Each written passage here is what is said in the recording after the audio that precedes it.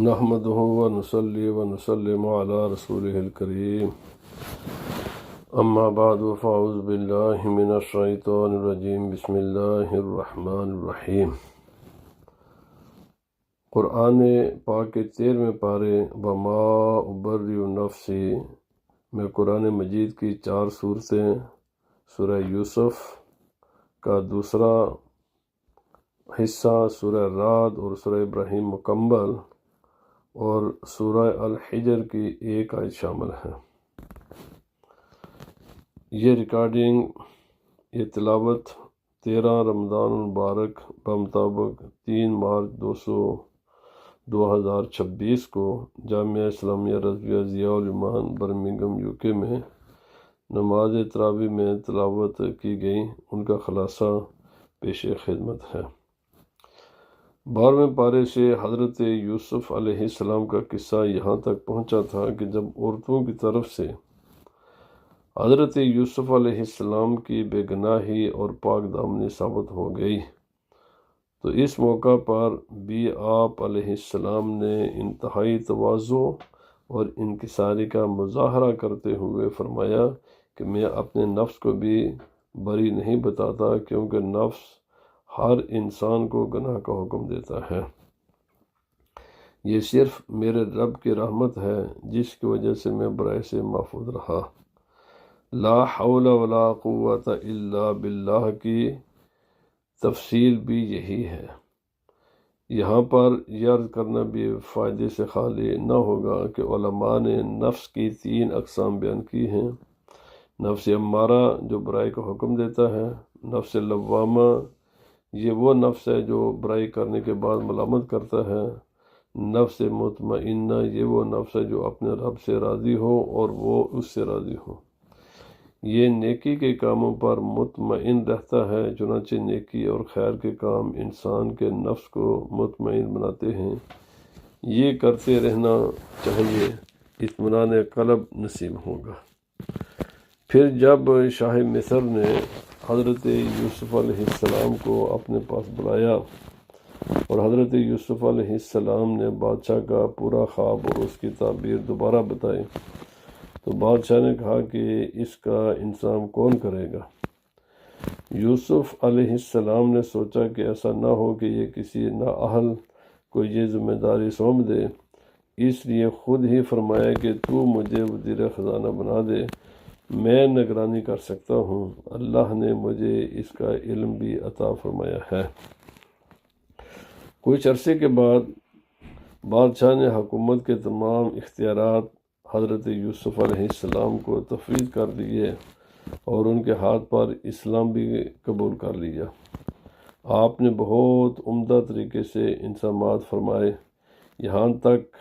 یہاں پر یہ بات ذہن نشین رہے کہ آپ کا عہدہ مانگنا اس وجہ سے تھا کہ اگر کسی نااہل کو عہدہ مل گیا تو کہیں وہ اس کو ضائع نہ کر دے، ورنہ نبوت کا عہدہ اتنا بڑا ہے کہ اس کے ملنے کے بعد کسی عہدے کی خواہش و ضرورت نہیں رہتی، اور پھر ایک نبی کو کسی عہدے سے کیا غرض ہوتی ہے۔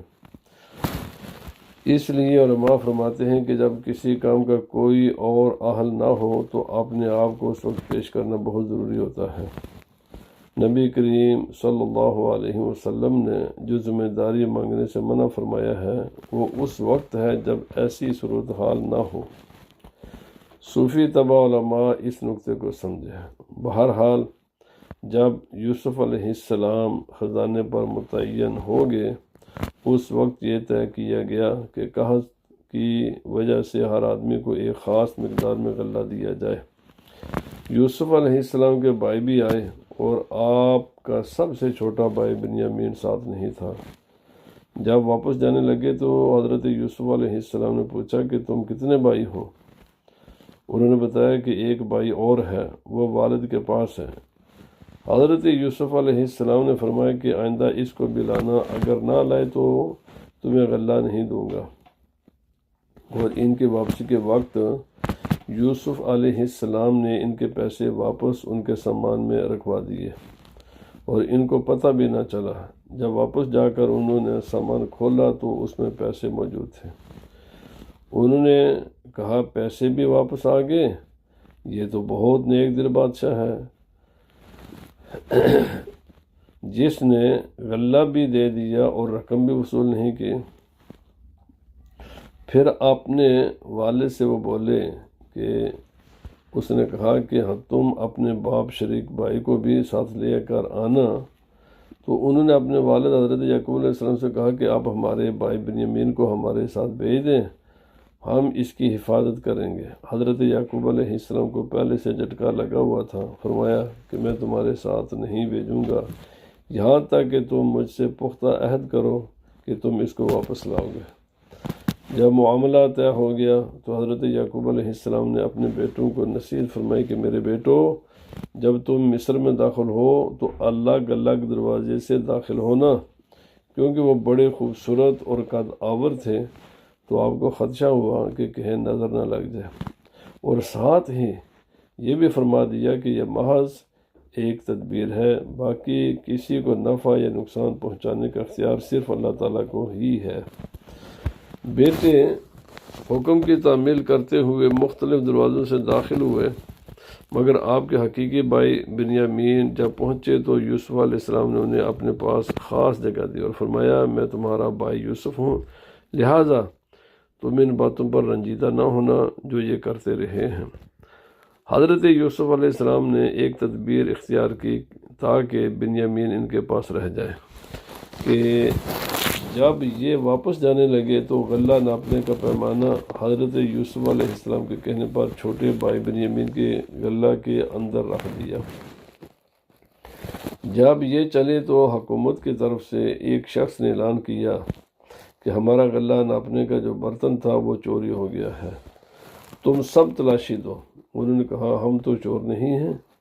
اعلان کرنے والوں نے کہا کہ اگر تم جھوٹے ثابت ہوئے تو اس کی کیا سزا ہوگی؟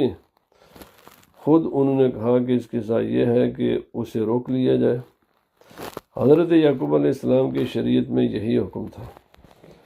پہلے دوسرے بھائیوں کی تلاشی لی گئی، پھر بنیامین کی، ان کے سامان سے پیالہ برآمد ہو گیا تو بھائی کہنے لگے یہ کوئی تعجب کی بات نہیں، اس سے پہلے اس کے بھائی یعنی حضرت یوسف علیہ السلام بھی چوری کر چکے ہیں۔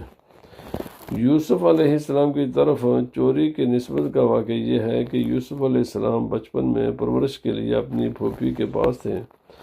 جب حضرت یعقوب علیہ السلام نے انہیں واپس لینے گئے تو پھوپھی کو یوسف سے بہت پیار تھا، وہ چاہتی تھیں کہ یوسف کسی بھی طریقے سے میرے پاس رہ جائے۔ انہوں نے اس کے لیے تدبیر یہ اختیار کی کہ ان کی کمر کے ساتھ پٹکا باندھ کر یہ مشہور کر دیا کہ پٹکا چوری ہو گیا ہے۔ جب پٹکا یوسف علیہ السلام سے برآمد ہوا تو یعقوب علیہ السلام کی شریعت کے مطابق پھوپھی نے یوسف علیہ السلام کو اپنے پاس رکھ لیا۔ برادران یوسف کو اس معاملے کی حقیقت حال کا علم تھا، اس کے باوجود انہوں نے چوری کا الزام لگا دیا۔ جب بنیامین کو روکا جانے لگا تو بھائیوں کو جان کے لالے پڑ گئے۔ اب منت سمجھت شروع کی کہ ہمارے والد محترم بوڑھے اور ضعیف ہیں، لہٰذا آپ ہم میں سے کسی ایک کو اس کی جگہ رکھ لیں، بنیامین کو واپس جانے دیں، ہم آپ کو نیک دل انسانوں میں سے سمجھتے ہیں۔ حضرت یوسف علیہ السلام نے کہا میں اس ناانصافی سے پناہ مانگتا ہوں کہ جس شخص کے پاس سے ہماری چیز ملی ہے اس کو چھوڑ کر کسی اور کو رکھ لیں۔ جب وہ حضرت یوسف علیہ السلام سے مایوس ہو گئے تو آپس میں مشورہ کرنے لگے۔ بڑے بھائی یہودا نے کہا کہ تمہارے والد نے بنیامین کے متعلق ہم سے پختہ عہد لیا تھا، اس سے پہلے یوسف علیہ السلام کے بارے میں جو تم کوتاہی کر چکے ہو وہ بھی معلوم ہے، لہذا میں تو واپس نہیں جاؤں گا۔ تم جاؤ اور جا کر اپنے والد سے کہو کہ آپ کے بیٹے نے چوری کی ہے، جس کی وجہ سے بادشاہ نے اسے اپنے پاس رکھ لیا ہے، تصدیق کے لیے قافلے والوں سے پوچھ لیں۔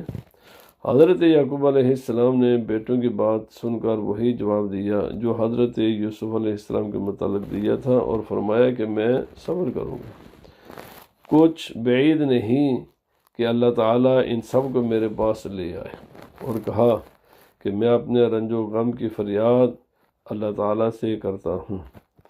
جب دوسری مرتبہ غلہ لینے بھائی واپس یوسف علیہ السلام کے پاس پہنچے تو کہا کہ ہمارے گھر والوں پر سخت مصیبت آ پڑی ہے اور ہم معمولی سے رقم لے کر آئے ہیں، آپ ہمیں غلہ پورا دے دیں اور مہربانی کا معاملہ فرمائیں۔ اب حضرت یوسف علیہ السلام نے پوچھا کہ تمہیں معلوم ہے کہ تم نے یوسف علیہ السلام اور اس کے بھائی بنیامین کے ساتھ کیا معاملہ کیا تھا؟ یوسف علیہ السلام کے واقعے کو 40 سال گزر چکے تھے۔ بھائیوں نے سوچا کہ بادشاہ کو یوسف کے بارے میں کیسے علم ہو گیا ہے، تو بھائی کہنے لگے کیا آپ ہی یوسف ہیں؟ یوسف علیہ السلام نے فرمایا جی ہاں، میں ہی یوسف ہوں، شاہ مصر، اور یہ میرا بھائی بنیامین ہے۔ آپ کی بار یوسف علیہ السلام نے ساری حقیقت حال بیان فرما دی۔ بھائیوں نے اپنی غلطی کا اعتراف کیا۔ یوسف علیہ السلام نے فرمایا آج تم پر کوئی ملامت یا مواخذہ نہ ہوگا۔ حضرت یوسف علیہ السلام نے اپنے بھائیوں کو اپنی قمیص دی کہ اسے والد محترم کے چہرے پر ڈال دینا، اس سے ان کی بنائی واپس آ جائے گی، اور والدین سمیت پورے خاندان کو مصر لے آنا۔ تبرکات کا ثبوت اس آیت میں موجود ہے۔ قافلہ ابھی شہر سے نکلا ہی تھا کہ ادھر یعقوب علیہ السلام نے اپنے پاس بیٹھے ہوئے لوگوں سے کہا کہ میں یوسف علیہ السلام کی خوشبو محسوس کر رہا ہوں۔ جب برادران یوسف واپس پہنچے اور قمیص والد ماجد کے چہرے پر ڈالی تو بنائی واپس آ گئی۔ پھر برادران نے سارا قصہ سنایا کہ یوسف علیہ السلام ملک مصر کی بادشاہت کے عہدے پر فائز ہو چکے ہیں۔ تب حضرت یعقوب علیہ السلام کی قیادت میں پورا خاندان فلسطین کنعان سے مصر کی طرف روانہ ہوا۔ جب وہاں پہنچے تو یوسف علیہ السلام ان کے استقبال کے لیے شہر مصر سے باہر تشریف لائے۔ والدین سے ملاقات ہوئی تو ان کا خاص اعزاز و اکرام کیا اور انہیں تخت پر اٹھایا۔ وہ سب ان کے سامنے سجدے میں گر پڑے۔ حضرت یوسف علیہ السلام نے فرمایا ابا جان، یہ میرے خواب کی تعبیر ہے جسے رب تعالیٰ نے سچ کر دکھایا۔ یہ سجدہ یا تو اللہ تعالیٰ کا شکر بجا لانے کے لیے تھا کہ یوسف علیہ السلام مل گئے ہیں، یا سجدہ تعظیمی تھا جو حضرت یوسف علیہ السلام کی شریعت میں جائز تھا۔ یاد رہے ہر سجدہ شرک نہیں ہوا کرتا، کیونکہ شرک کی کسی بھی شریعت میں کبھی بھی اجازت نہیں دی گئی۔ یہ سجدہ تعظیمی تھا یا شکرانے کا، جس کی سابقہ شریعتوں میں اجازت تھی۔ البتہ شریعت محمدی صلی اللہ علیہ وسلم میں سجدہ تعظیمی کی بھی ممانعت ہے۔ آج بعض زبان دراز بعض سادہ لوگ مسلمانوں پر کفر و شرک کا فتویٰ لگا دیتے ہیں کہ وہ لوگ عبرت حاصل کریں۔ آغاز صورت میں یہ بات بیان کی جا چکی ہے کہ یہودیوں نے آزمائش کے لیے نبی اکرم صلی اللہ علیہ وسلم سے یہ سوال کیا تھا کہ اگر آپ سچے نبی ہیں تو ہمیں بتائیں کہ آل یعقوب کنعان سے مصر کیسے منتقل ہوئے۔ تو اللہ تعالیٰ نے ان کے جواب کے لیے پوری صورت نازل فرمائی جس میں آل یعقوب کا تفصیل سے پورا واقعہ آپ صلی اللہ علیہ وسلم کو بتایا گیا۔ یہ آپ کا معجزہ اور آپ کی نبوت پر دلیل ہے کہ آپ نے کسی سے پڑھا بھی نہیں، پھر بھی وہ واقعہ ٹھیک بیان فرما دیا۔ نبی اکرم صلی اللہ علیہ وسلم کو علوم غیبی اللہ تعالیٰ نے عطا فرمائے ہیں۔ یہ آپ کے معجزات میں سے ہے جن کا انکار معاند ہی کر سکتا ہے۔ حضرت یوسف علیہ السلام کے آخر میں اللہ تعالیٰ نے فرمایا، حضرت یوسف علیہ السلام کی اس صورت کے آخر میں اللہ تعالیٰ فرما رہا ہے کہ یوسف علیہ السلام اور ان جیسے دیگر واقعات و قصص میں عقل مندوں کے لیے عبرت و نصیحت ہے۔ یوسف علیہ السلام کا قصہ کوئی افسانہ یا گھڑی ہوئی بات نہیں ہے، بلکہ تصدیق ہے سابقہ کتابوں یعنی تورات و انجیل میں، جن میں حضرت یوسف علیہ السلام کا قصہ موجود ہے، اور یہ سامان عبرت ہے سوچنے سمجھنے والوں کے لیے۔ سورہ یوسف کے بعد سورۃ الرعد کا آغاز ہوتا ہے۔ اس صورت میں کائنات میں قدرت کی بہت ساری نشانیاں ذکر کی گئی ہیں۔ ان میں سے ایک نشانی بادلوں کی گرج چمک بھی ہے۔ اسی صورت کا نام سورۃ الرعد رکھا گیا ہے۔ اس صورت میں اللہ تعالیٰ نے اسلام کے بنیادی عقائد یعنی توحید، رسالت اور قیامت کو بیان کیا ہے اور ان پر ہونے والے اعتراضات کے جوابات بھی دیے ہیں۔ اس میں قرآن کریم کے کلام برحق ہونے کو بیان کیا گیا ہے۔ الکتاب سے مراد قرآن کریم ہے، اور الذی انزل الیک من ربک سے قرآن کریم بھی مراد ہو سکتا ہے۔ اسی طرح اس سے حدیث رسول صلی اللہ علیہ وسلم بھی مراد ہو سکتی ہے، جو کہ وحی غیر مطلوب ہے۔ جس طرح قرآن کریم وحی الہی اور برحق ہے، اسی طرح حدیث بھی وحی الہی اور برحق ہے۔ تو جیسے قرآن کریم حجت ہے، اسی طرح حدیث بھی حجت ہے۔ فرق صرف یہ ہے کہ قرآن کریم کے الفاظ اور معانی دونوں من جانب اللہ، جبکہ حدیث کے معانی تو من جانب اللہ ہوتے ہیں اور الفاظ نبی اکرم صلی اللہ علیہ وسلم کی طرف سے ہوتے ہیں۔ پھر اللہ تعالیٰ کی قدرت کاملہ کی بڑی بڑی نشانیاں آسمان، سورج، چاند بیان کی گئی ہیں۔ اللہ تعالیٰ نے اتنے بڑے آسمان کو بغیر ستونوں کو کھڑا کیا ہوا ہے، جو کہ اللہ تعالیٰ کی قدرت پر دلیل ہے۔ سورج اور چاند اپنے مدار میں گردش کر رہے ہیں، ان میں سے ہر ایک مقررہ کردہ رفتار سے چل رہا ہے، نہ اس میں کمی کرتا ہے نہ بیشی۔ ان ساری چیزوں کو اللہ تعالیٰ نے ہماری خدمت پر لگا رکھا ہے۔ مختلف قسم کے پھل پھول، ایک ہی زمین، ایک ہی پانی، سب کچھ ایک، مگر رنگ، خوشبو، ذائقہ مختلف کون کرتا ہے؟ فرشتوں کی ذمہ داری کو بیان کیا گیا ہے کہ یہ انسانوں کی باحکم الہی حادثات سے حفاظت فرماتے ہیں۔ فرشتوں کی ڈیوٹی کا یہ مطلب نہیں کہ انسان جو چاہے کرتا پھرے کہ یہ فرشتے حفاظت کر لیں گے۔ اللہ تعالیٰ بذات خود کسی بھی قوم کی اچھی حالت کو بری حالت سے تبدیل نہیں کرتا۔ ہاں، جب وہ قوم خود نافرمانی پر اتراتی ہے تو پھر اللہ تعالیٰ کا عذاب بھی نازل ہوتا ہے، اور وہ محافظ فرشتے بھی اس وقت ہٹ جاتے ہیں۔ اللہ تعالیٰ نے اس صورت میں حق و باطل کی مثال دی ہے کہ باطل ایک مرتبہ ایسا ہوتا ہے جیسے سیلاب آتا ہے، پانی چڑھ جاتا ہے اور اس کے اندر میل کچیل اور جھاگ بھی ہوتی ہے، اور ایسا نظر آتا ہے کہ نہ جانے کیا ہوگا۔ پھر جب جھاگ ختم ہو جاتی ہے اور خالص چیزیں جو لوگوں کے لیے فائدہ مند ہوتی ہیں نیچے رہ جاتی ہیں، تو ایسے ہی باطل کا ریلا آتا ہے تو بسا اوقات حق بظاہر دب جاتا ہے۔ جب باطل ختم ہوتا ہے تو حق پھر ابھر کر اوپر آ جاتا ہے۔ اسی طرح سونا چاندی پگھلاتے ہیں، اس میں اصلی چیز نیچے رہتی ہے اور میل کچیل اوپر آ جاتا ہے، اس کو پھینک دیتے ہیں۔ اسی طرح باطل آتا ہے، ختم ہو جاتا ہے اور حق باقی رہتا ہے۔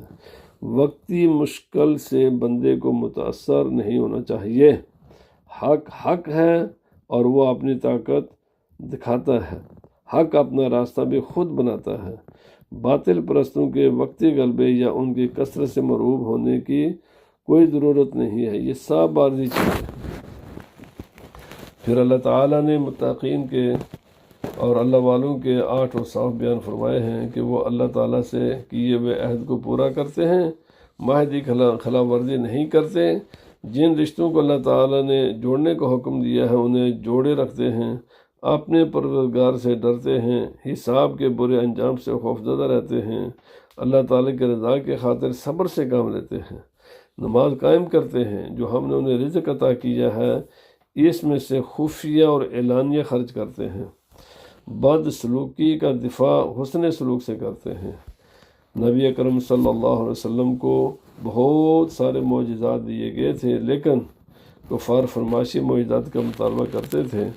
جب ان کا مطالبہ پورا نہ ہوتا تو وہ کہتے کہ یعنی محمد صلی اللہ علیہ وسلم پر ان کے پروردگار کی طرف سے کوئی نشانی کیوں نہیں اتاری گئی؟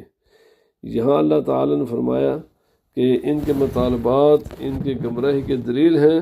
فرمایا کہ اگر ان کے فرمائشی معجزات پورے ہو جاتے تو یہ پھر بھی مان نہ لاتے۔ خاتم الانبیاء صلی اللہ علیہ وسلم کو سورت کے آخر میں تسلی دی گئی ہے کہ کفار اللہ تعالیٰ کے نبی صلی اللہ علیہ وسلم کو کہتے تھے کہ آپ رسول نہیں ہیں، تو اللہ تعالیٰ نے تسلی دی کہ آپ ان کی پرواہ نہ کریں، اللہ تعالیٰ خود آپ کی رسالت کا گواہ ہے اور اہل علم بھی گواہ ہیں۔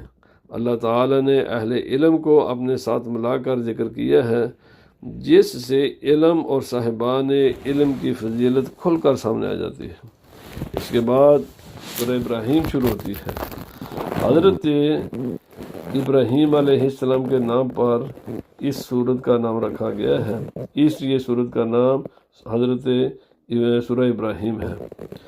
اس سورت کی ابتدا میں قرآن کریم کو نازل کرنے کی حکمت کو بیان کیا گیا ہے کہ آپ صلی اللہ علیہ وسلم لوگوں کو ان کے پروردگار کے حکم سے اندھیروں سے نکال کر روشنی میں لے آئے، یعنی اس ذات کے راستے کی طرف جس کا اقتدار سب پر غالب ہے۔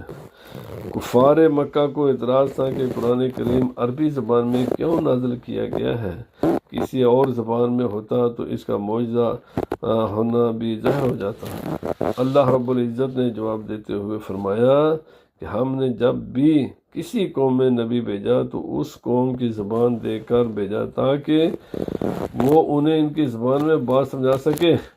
نبی اکرم صلی اللہ علیہ وسلم کی قوم قریش کی زبان عربی تھی، اس لیے اللہ تعالیٰ نے قرآن کریم کو عربی زبان میں نازل فرمایا تاکہ ان کے لیے سمجھنا آسان ہو جائے اور ان کے لیے بھاگنے کا کوئی بہانہ نہ بچے۔ گمراہ لوگوں کی خصوصیت یہ بتائی کہ وہ آخرت کے مقابلے میں دنیا اور اس کی نعمتوں کو ترجیح دیتے ہیں اور اللہ تعالیٰ کی طرف جانے سے روکتے ہیں۔ پھر رسالت، نبوت و نبی کے بعد خصوصیات بتائی گئی۔ نبی ہمیشہ اپنی قوم ہی کی زبان میں بات کرتا ہے اور انہی کی زبان میں کتاب لاتا ہے۔ حضرت موسیٰ علیہ السلام کا واقعہ ذکر کیا گیا اور بتایا کہ ان کو حکم دیا گیا تھا کہ اپنی قوم کو واقعات عذاب الہی سے عبرت دلاؤ۔ ان واقعات میں سیکھنے والوں کے لیے بہت سی نشانیاں اور عبرت کا سامان ہے۔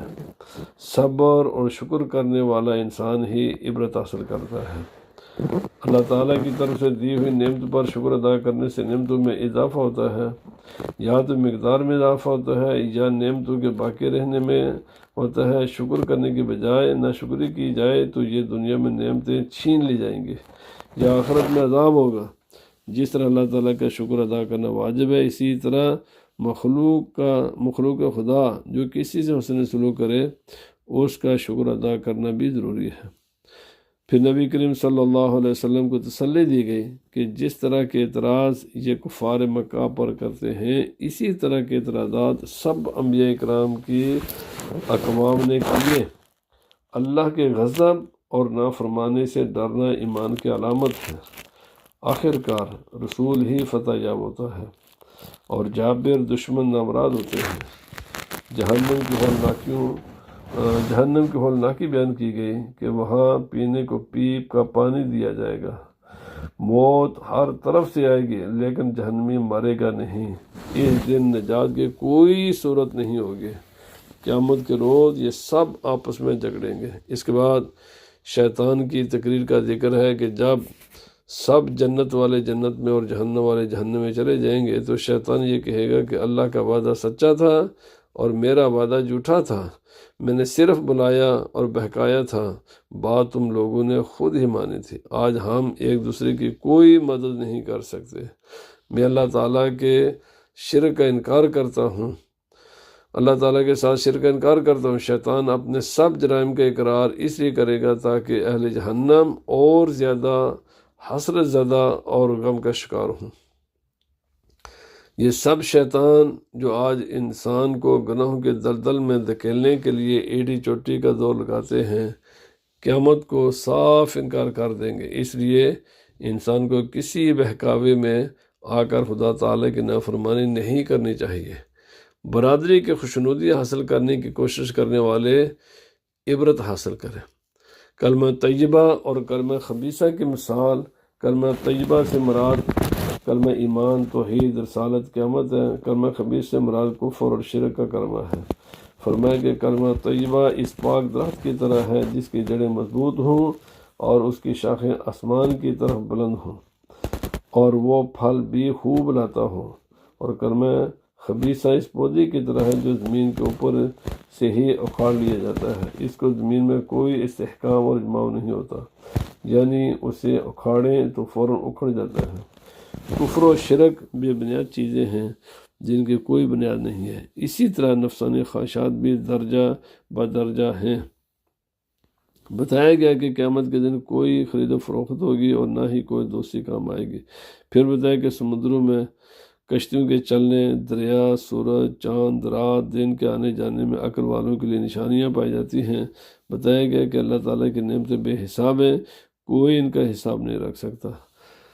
حضرت ابراہیم علیہ السلام کی دعائیں، آخر میں اللہ تعالیٰ نے حضرت ابراہیم علیہ السلام کی دعا کا ذکر کیا جب آپ اپنے بیٹے حضرت اسماعیل علیہ السلام اور اپنی بیوی حضرت حاجرہ رضی اللہ تعالیٰ عنہ کو کعبہ میں چھوڑ کر گئے تو دعا فرمائے، اے اللہ شہر مکہ کو امن کا گہوارہ بنا، مجھے اور میری اولاد کو ہمیشہ بت پرست سے بچانا، انہیں پھلوں کا رزق عطا فرمانا۔ اللہ نے دعا قبول فرمائی اور آج کعبہ پوری دنیا میں امن کی جگہ ہے۔ جب موسم نہیں ہوتا پھر بھی سارے پھل وہاں پر الحمدللہ میسر ہوتے ہیں۔ اس سے معلوم ہوا کہ اپنی اولاد کے لیے رزق، امن، برکت کی دعا مانگنا انبیاء کرام کا شیوا ہے، اور ہمیں بھی اس کا اہتمام کرنا چاہیے کہ اپنی اولاد کے لیے اور تعلق والوں کے لیے دعاؤں کا اہتمام کرتے رہیں۔ مومن کو تسلی دی گئی کہ کافروں سے غافل نہیں، کہ اللہ کافروں سے غافل نہیں ہے، ان کو مصلحت کی وجہ سے مہلت دی جا رہی ہے، جہنم کی ہولناکی بہت سخت ہوگی، اس دن عذاب کو دیکھ کر یہ نافرمان مہلت مانگیں گے، لیکن اللہ بہت زبردست انتقام لینے والا ہے۔ پھر تفصیل سے قیامت کی ہولناکی بیان کی گئی ہے۔ فرمایا گیا کہ جس دن یہ زمین آسمان تبدیل کر دیے جائیں گے اور لوگ اکیلے زبردست اللہ کے حضور پہ حاضر ہوں گے، اس دن مجرم زنجیروں میں جکڑے ہوئے ہوں گے، تار کول کے لباس پہنے ہوئے ہوں گے، اور آگ ان کے چہروں کو ڈانپ رہی ہوگی تاکہ یہ اپنے اعمال کا بدلہ لیں۔ اس صورت کا اختتام بھی قرآن کریم کے ذکر سے کیا گیا۔ قرآن کے نازل کرنے کا مقصد تبلیغ ہے، یہ اللہ کی توحید کا اعلان کرنے اور خبردار کرنے کے لیے بھیجا گیا ہے تاکہ دانش مند لوگ اس سے عبرت حاصل کریں اور نصیحت لیں۔ وآخر دعوانا الحمدللہ رب العالمین۔ حضرہ کرم اہل علم و دانے سے گزارش ہے کہ اگر کوئی غلطی ملاحظہ فرمائے تو مطلع فرمائیں، درست ہو تو دوسرے لوگوں تک پہنچائیں، اور کوئی تجویز ہو تو خوش آمدید کہا جائے گا۔ سننے، پڑھنے، شیئر کرنے کا شکریہ۔ اللہ پاک ہم سب کا حامی و ناصر ہو، رمضان کے فیض و برکات سے ہم سب کو مستفید فرمائے۔ وما علینا الا البلاغ المبین۔